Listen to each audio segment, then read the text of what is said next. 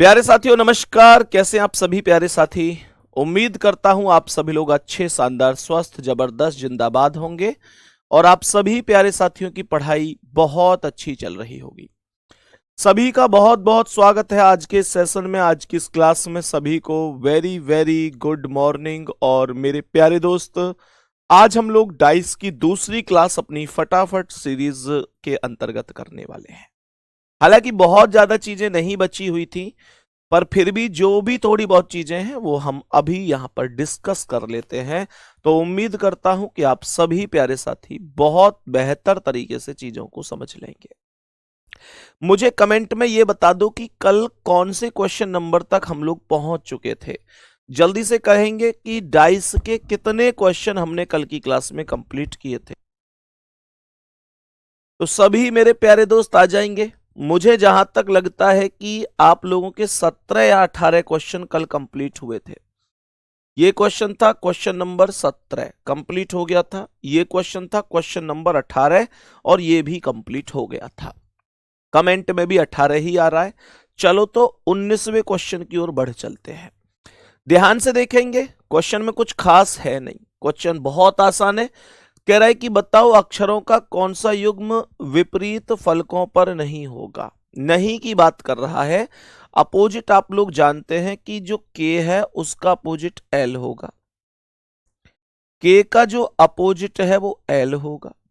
यहां पर जो एम है उसका अपोजिट पी होगा। अल्टरनेट ही तो अपोजिट होता है।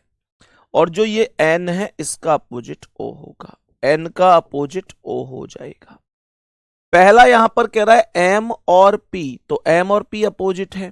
कई बार क्वेश्चन को पूरा ना पढ़ने की वजह से लापरवाही में गलत कर देते हैं, ध्यान रखना। एम और पी अपोजिट हैं। इसने पूछा है कौन नहीं होगा। एल और ओ, सर एल का तो के है। एन और ओ जी, के और L G. B option right answer होगा कि ये आपस में अपोजिट नहीं है। नेक्स्ट क्वेश्चन पर आ जाओ। नेक्स्ट क्वेश्चन क्या कह रहा है, एंड प्रतीक दर्शाने वाले फलक के विपरीत बता दो। बहुत आसान है। इसके अपोजिट सीधा परसेंट बोल देंगे। अल्टरनेट वाला ही अपोजिट होता है, कोई दिक्कत नहीं है। तो यहां पर सी ऑप्शन करेक्ट आंसर होगा। परसेंट ये राइट जवाब हो जाएगा। बात समझ में आ गई? सभी प्यारे दोस्त बात समझ गए कौन सा ऑप्शन करेक्ट है? ऑप्शन नंबर सी राइट है। नेक्स्ट क्वेश्चन की ओर चलते हैं। अभी इस क्वेश्चन पर आएंगे और देखेंगे क्या कह रहा है। सवाल ने क्या बोला, कह रहा है जो संख्या 5 दर्शाने वाले फलक के विपरीत है उसके कौन होगा। तो 5 के विपरीत देखो, 5 से अगर मैं चलूंगा तो 4 को छोड़ दो, सीधे 9 पर आ जाओ। 5 का अपोजिट क्या हो जाएगा? 9 हो जाएगा। 5 का अपोजिट 9 हो जाएगा। ए ऑप्शन आपके सवाल का करेक्ट आंसर हो जाएगा। किसी भी साथी को कोई दिक्कत या परेशानी हो तो मुझे बता सकते हैं कि भैया मेरी समझ में नहीं आ रहा। ठीक है, नेक्स्ट क्वेश्चन पर आ जाओ। कह रहा है डॉलर, ये जो साइन है इसके अपोजिट क्या है? भैया सीधा सीधा हैज होगा, अपोजिट ये होता है। माहिर है इसमें आप लोग, कोई बहुत बड़ी दिक्कत परेशानी नहीं है, आराम से हो सकता है। यहां पर देखेंगे क्वेश्चन का आंसर क्या होगा। मैंने क्या बोला, क्वेश्चन को एक बार ध्यान से समझना। सवाल कह रहा है 3 डाइस दिए गए हैं और इनमें कह रहा है कि बताओ 9 वाले फलक के विपरीत फलक पर क्या होगा। सभी प्यारे दोस्त ये देखो, तीनों डाइस में से कौन से 2 डाइस ऐसे हैं जिनमें एक नंबर कॉमन है, जिनमें एक, केवल एक कॉमन होना चाहिए।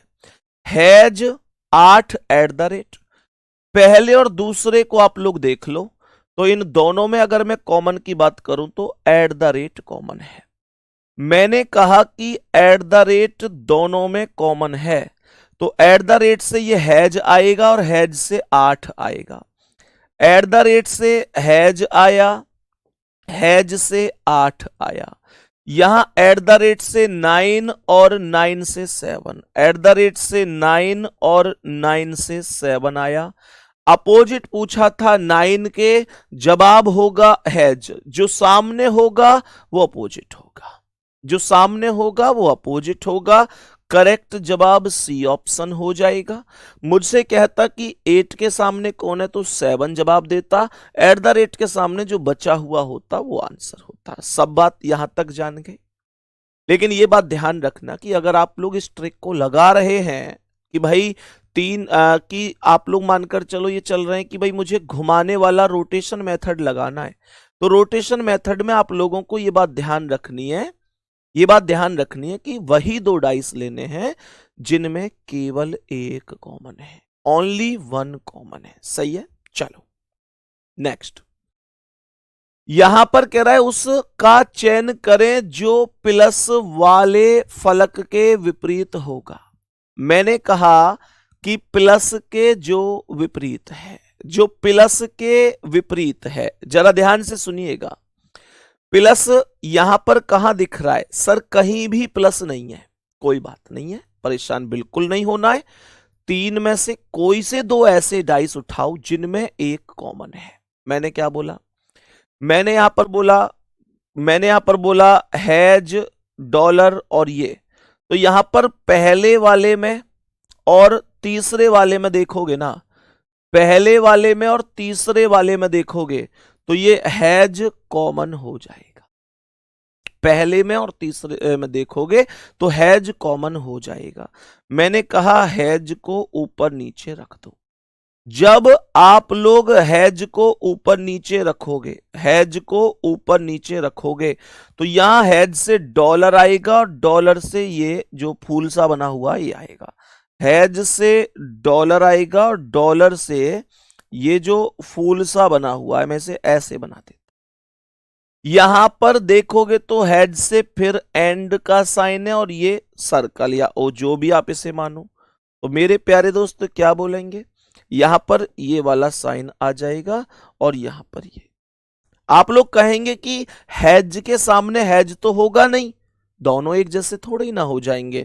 तो एक हैज को हटा देंगे और उसकी जगह जो प्लस है उसे ही लगाएंगे, क्योंकि और कोई मेरे पास ऑप्शन नहीं है। तो क्या होगा जी? अपोजिट। प्लस का अपोजिट क्या होगा? ए ऑप्शन अर्थात हैज होगा। सबको ये बात समझ में आई? सबको यहां तक मामला ओके हुआ? नेक्स्ट क्वेश्चन की ओर बढ़ते हैं, इसे देखेंगे। तीनों प्रारूपों के निचली सतह पर कौन सा अंक होगा? मेरे प्यारे दोस्त देखो, एक बात थोड़ा सा गौर से सुनना, इसमें एक कॉमन सेंस लगा हुआ है सवाल में। केवल कॉमन सेंस के आधार पर ही ये क्वेश्चन यहां पर सॉल्व हो जाएगा। बहुत ज्यादा आवश्यकता ही नहीं है आपको सिरदर्द लेने की। मैंने कहा कि तीनों के निचली सतह पर क्या है? जहां पर ये डाइस टिके हुए हैं, आप लोगों ने देखा कि तीनों की निचली सतह पर 4 है। तीनों की निचली सतह, सॉरी, तीनों की ऊपरी सतह पर 4 है। जो ऊपर सतह पर अगर 4 है तो इसका मतलब तो यह हुआ कि आपसे हर बार 4 के ही अपोजिट पूछा गया है। तो मेरे प्यारे साथी, इसका मतलब अगर यहां ऊपर समान अंक है तो नीचे भी समान अंक ही तो होगा। नीचे भी समान अंक ही तो होगा। तो नीचे अगर समान अंक होगा तो केवल एक ही ऑप्शन ऐसा है जिसमें तीनों स्थान पर 5 5 5 लिखा हुआ है, कोई अन्य मौजूद नहीं है। अगर कोई और होता तो मेरे प्यारे दोस्त फिर मैं यहां पर 3 में से कोई से 2 ऐसे ले लेता जिसमें एक कॉमन है, वहां पर अपोजिट निकाल देता, आंसर दे देता, कोई फर्क नहीं पड़ता। बात बराबर है सबको? नेक्स्ट क्वेश्चन पर आओ, बताओ। ये क्वेश्चन प्रश्नवाचक चिन्ह वाला है। मेरे सभी प्यारे दोस्त ध्यान से सुनेंगे। प्रश्नवाचक चिन्ह वाला है कि क्वेश्चन मार्क वाला भी अगर आ जाए तो आप डायरेक्ट कर पाए। मैंने आपसे ये बात बोली भी है कि अगर मानकर चलो कोई चीज क्लास के अंदर एक आध टाइप गलती से ये भी रह गई कि हाँ भाई ये नहीं हुई, तो मैं यहां पर उस सब को शामिल करूंगा, आपके प्रत्येक डाउट को भी शामिल कर लूंगा। इसलिए भी ये हमारी फटाफट रिवीजन सीरीज कुछ खास हो जाती। मैंने यहां पर क्या बोला? जैसे ये क्वेश्चन मार्क है तो यहां पर 5 6 4 2 4 3 कॉमन ले लो। कौन है जी? 4 कॉमन है।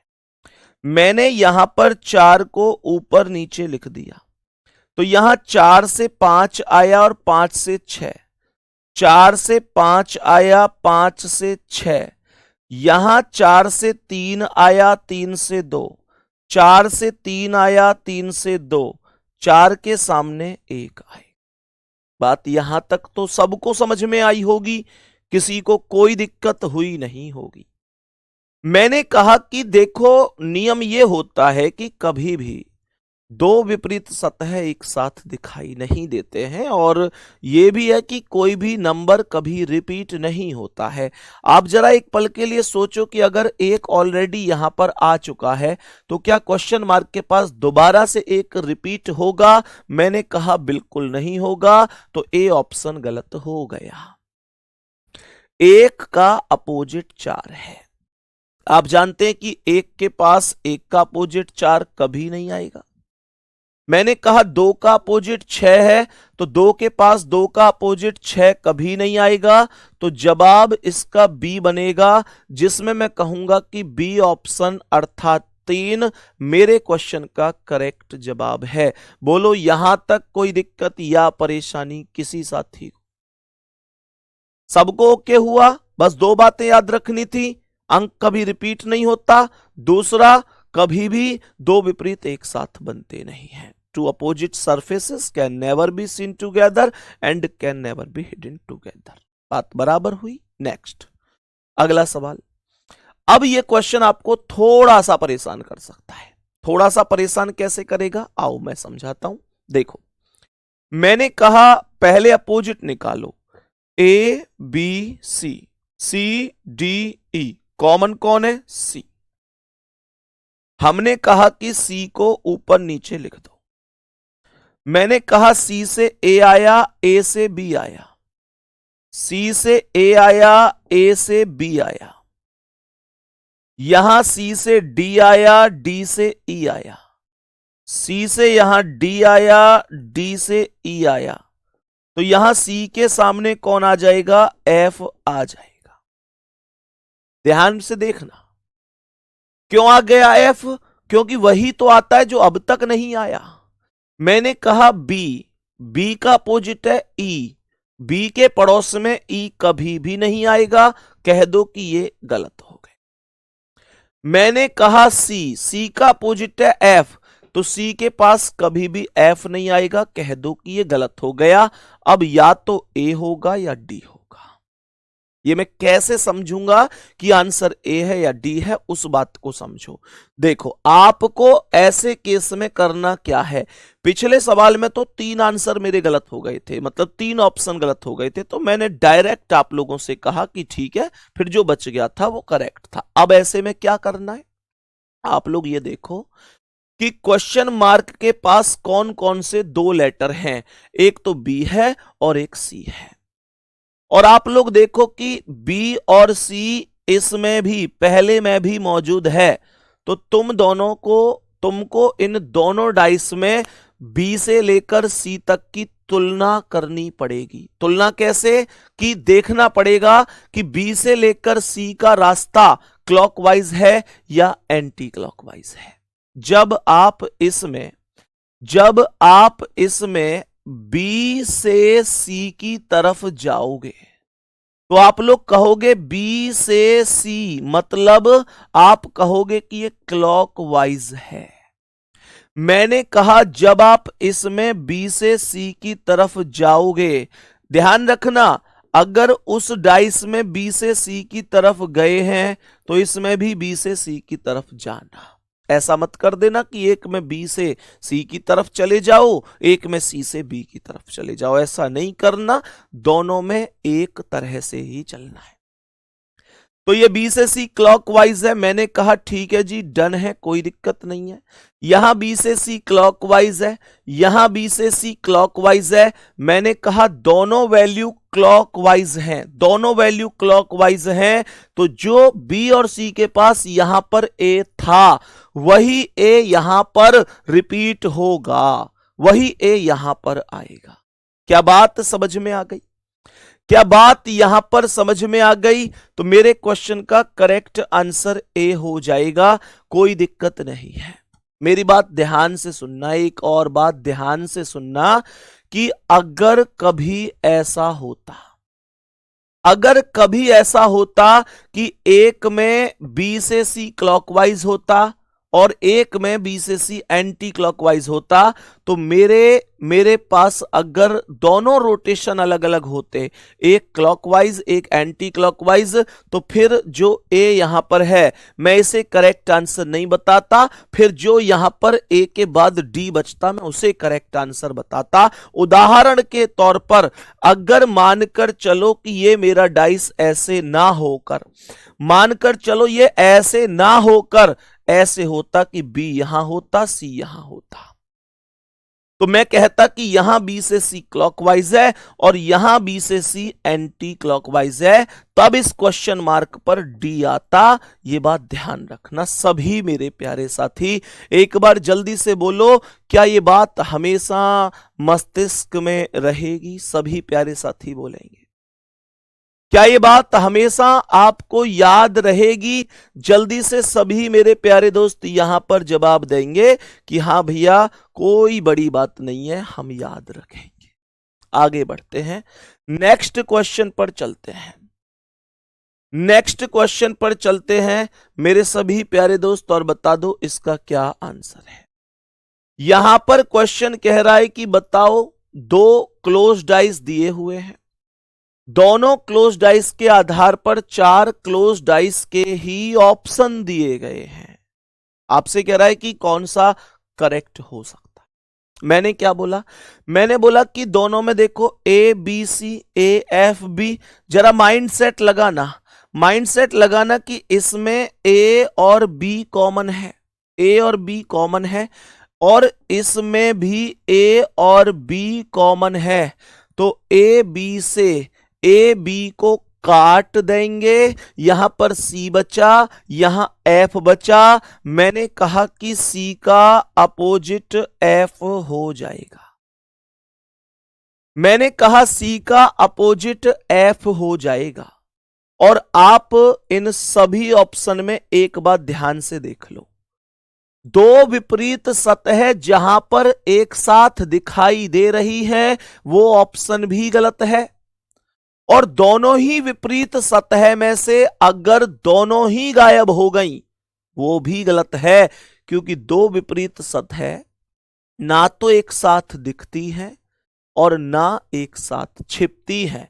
मैंने कहा सी और एफ, इसमें दिख रहा है ए बी डी, ना सी दिख रहा ना एफ दिख रहा, दोनों विपरीत में से कोई नहीं दिख रहा। मैंने कहा यह गलत है।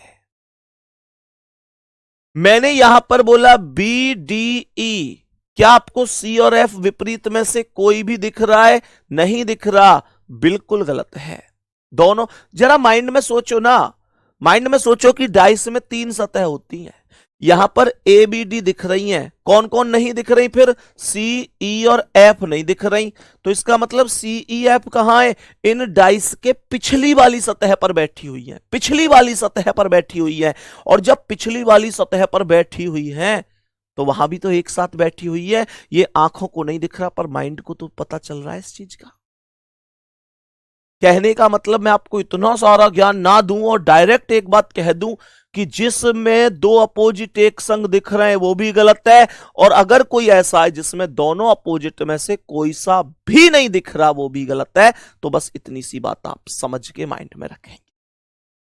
मैंने यहां पर बोला सी और एफ दोनों अपोजिट में से कोई सा नहीं दिख रहा, गलत। सी और एफ दोनों अपोजिट में से कोई सा नहीं दिख रहा, गलत। सी और एफ यहां एक साथ दिख गए, गलत। और यहां देखो सी दिख रहा है, एफ नहीं दिख रहा है। डी ऑप्शन में सी दिख रहा है, एफ नहीं दिख रहा है। सी दिख रहा है पर एफ नहीं दिख रहा है। क्या ये बात सभी को समझ में आ गई? दोनों अपोजिट में से एक दिखेगा, ना तो ऐसा हो सकता कि कोई सा ना दिखे, ना ऐसा हो सकता कि दोनों दिख जाए, एक दिखेगा कोई सा भी। चलो नेक्स्ट क्वेश्चन, नेक्स्ट क्वेश्चन पर आ जाओ। यहां पर पूरे 2 क्वेश्चन मार्क दिए हैं, देखते हैं क्या होगा। मैंने यहां पर बोला कि एक जो मेरी समझ में बात आ रही है वो ये है कि यहां ए और सी है, और यहां पर भी आप देखेंगे तो यहां पर भी ए और सी नजर आ रहा है। यहां ए सी मौजूद है, तो जो बचा हुआ है वो कॉमन होगा। यहां पर बचा हुआ बी है, यहां पर बचा हुआ डी है, तो कहने का मतलब ये हुआ कि बी का जो अपोजिट होगा वो डी हो जाएगा। बी का जो अपोजिट होगा वो डी हो जाएगा। मेरे प्यारे दोस्त, इसका मतलब क्या है? इसका मतलब बी और डी ना तो एक साथ आ सकते और ना ही वो ऑप्शन सही होगा जिसमें दोनों एक साथ चले जाएं। देखो, मैंने कहा क्या ए ऑप्शन को सत्य मान लूं? मैंने कहा यहां बी रख दूं, यहां पर डी रख दूं, तो क्या समस्या आई कि भैया बी और डी तो अपोजिट थे और दोनों अपोजिट एक साथ आ गए, इस वजह से ए ऑप्शन गलत है। मैंने कहा ठीक है, दूसरा रख के देख लूं, ए और सी। मैंने कहा यहां ए रख दूं, यहां सी रख दूं, तो कौन कौन दिख रहा है? ई ए सी। लेकिन सर बी और डी जो दोनों अपोजिट थे वो तो दोनों ही गायब हो गए। अभी अभी तो तुम्हें मैंने बताया था, अभी तो बताया था कि बी और डी अगर अगर अपोजिट है तो ना तो ऐसा हो सकता कि दोनों एक साथ दिखे, ना ऐसा हो सकता कि दोनों एक साथ छिप जाए। समझ में आ गई बात? तो इसका मतलब ये भी।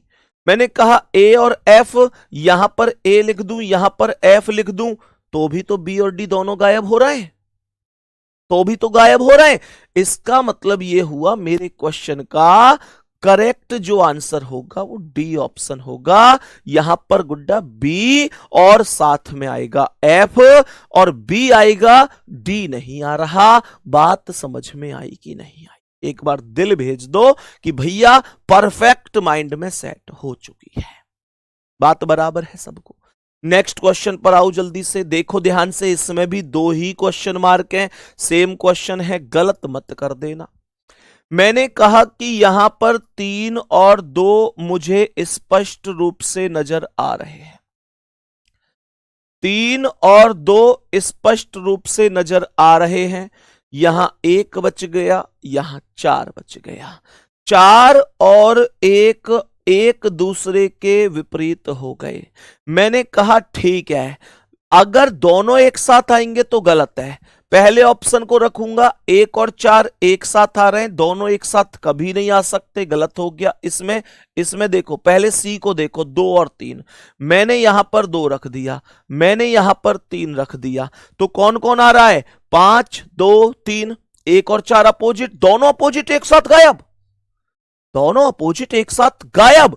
तो इसका मतलब ऐसा हो नहीं सकता। सर 3 और 6, सर यहां पर 3 रख दूं, यहां पर 6 रख दूं, तो सर 4 और 1 दोनों अपोजिट फिर भी तो गायब हो रहे हैं। तो केवल बी ऑप्शन सही है। मैंने कहा केवल इस स्थिति में मेरे सवाल का आंसर बी ऑप्शन सही होगा, बाकी कोई दिक्कत नहीं होनी चाहिए। नेक्स्ट क्वेश्चन आओ, बताओ इसका क्या आंसर है। अब देखो मेरे प्यारे साथी, इसका क्या जवाब होगा। कह रहा है कि एक पासे की 2 स्थितियां दी गई हैं, विकल्पों में से कौन सा पासा हो सकता है। तो देखो कुछ नहीं है, 1 2 3 4 1 3, सर 1 और 3 एक दूसरे के अपोजिट हो गया। मैंने कहा यहां 2 बचा, यहां 4 बचा, 2 और 4 अपोजिट हो गया। सर 2 और 4 एक जगह आ नहीं सकता, यहां पर दोनों एक साथ आ रहे हैं, गलत हो गया। 2 और 4 दोनों एक साथ जा नहीं सकते।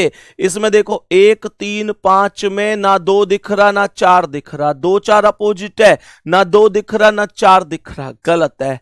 3 5 6 में ना 2 दिख रहा ना 4 दिख रहा, गलत है। मैंने कहा सी ऑप्शन राइट होगा। सबको बात समझ में आई, सबको बात समझ में आई। आगे बढ़ते हैं। नेक्स्ट कह रहा है कि कौन सा बॉक्स बन सकता है। मैंने कहा देखो, डी से ए आया, डी का अपोजिट क्या है? ए है। मैंने कहा बी का एफ आया, ये दोनों देखो जो सीधी रेखा में चलते हैं तभी तो अपोजिट होता है। डी का ए आया, एफ और बी आपस में अपोजिट हो गए। इसी प्रकार से ई और सी भी आपस में अपोजिट हो गए। अब बहुत ज्यादा ध्यान देने वाली बात यह है कि यहां पर ईबीडी बन सकता है, सीडीबी ये भी बन सकता है, सीबीए सर सीबीए बन सकता है, बीसीए चारों बन सकते हैं। तो कौन सा नियम चलाते हैं? रोटेशन मेथड चलाते हैं। रोटेशन मेथड का नियम यह कहता है कि जैसे यह ईबीडी, तो इसका ग्रुप देखो ईबीडी, यहां देखो डीबीई, मैं अगर डी से बी जाऊं, बी से ई जाऊं, तो यह रास्ता क्लॉकवाइज है। यहां भी डीबीई ही जाना पड़ेगा, डीबीई ही जाना पड़ेगा, पर यह रास्ता एंटी क्लॉकवाइज है, इस वजह से गलत है। मैं अगर दूसरे वाले को देखता हूं सीडीबी, तो सर सीडीबी ये रहा, सीबीडी क्लॉकवाइज, क्या बोला? सीबीडी क्लॉकवाइज हो गया, और इसमें देखो सीबीडी एंटी क्लॉकवाइज है, तो ये भी गलत है। ये मैंने आपको कल भी सिखाई थी चीजें। मैंने यहां पर आगे क्या बोला, आगे सुनेंगे। आगे मैंने यहां पर क्या बोला, कह रहा है सीबीए। सर देखो एबीसी क्लॉकवाइज है, एबीसी क्लॉकवाइज है, यहां एबीसी एंटी क्लॉकवाइज है, तो यह भी गलत है। और यहां एबीसी क्लॉकवाइज है, यहां भी एबीसी क्लॉकवाइज है, तो कहेंगे कि ये राइट है, कहेंगे कि ये राइट है। कोई दिक्कत या परेशानी नहीं है, कोई दिक्कत या परेशानी नहीं है, सबको बात समझ में आ गई होगी। आगे बढ़ जाते हैं नेक्स्ट क्वेश्चन पर। इसे देखो ध्यान से, ध्यान से देखना इस क्वेश्चन को, क्या कह रहा है ये। यहां पर मेरे प्यारे दोस्त कैसे इन क्वेश्चंस का आंसर होता है, ध्यान से सुनना। सबसे पहले W का अपोजिट तो V आएगा ही आएगा, W का अपोजिट V आएगा, और Z का अपोजिट आएगा X, Z का अपोजिट आएगा X, और इस Y का अपोजिट क्या आएगा पता है? Y का अपोजिट आएगा ये चारों के चारों बाहर वाले नंबर, और वो भी ट्राइंगल वाली आकृति में, वो भी ट्राइंगल वाली आकृति में। बात समझ में आ गई?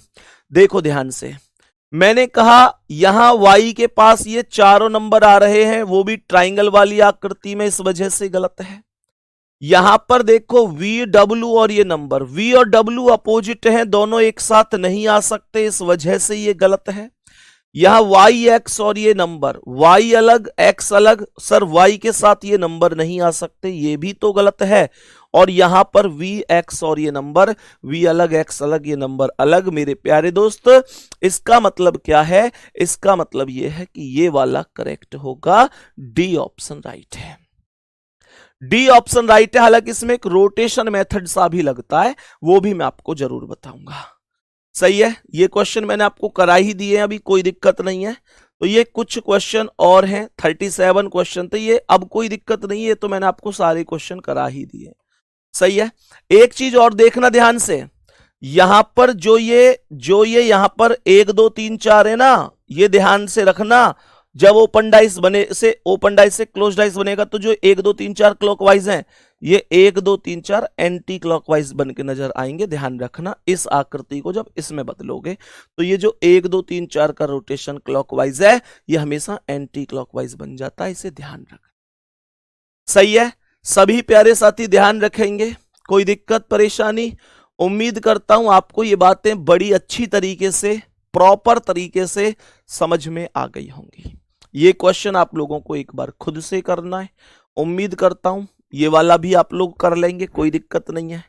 तो ये 2 क्वेश्चन रहेंगे जिन्हें आप लोग आराम से कर सकते हैं। जैसे ये क्वेश्चन है, इसे तो कर है ना, ये क्वेश्चन है 34वां, ये क्वेश्चन है 35वां, आराम से इन्हें आप कर सकते हैं। ठीक है, तो डाइस उम्मीद करता हूं अब आपकी समझ में ऐसे आ गया होगा कि जैसे मतलब माइंड एकदम फिक्स चीजें, अब कुछ भैया अलग है ही नहीं, कोई दिक्कत परेशानी होगी ही नहीं, ये मैं उम्मीद कर सकता हूं।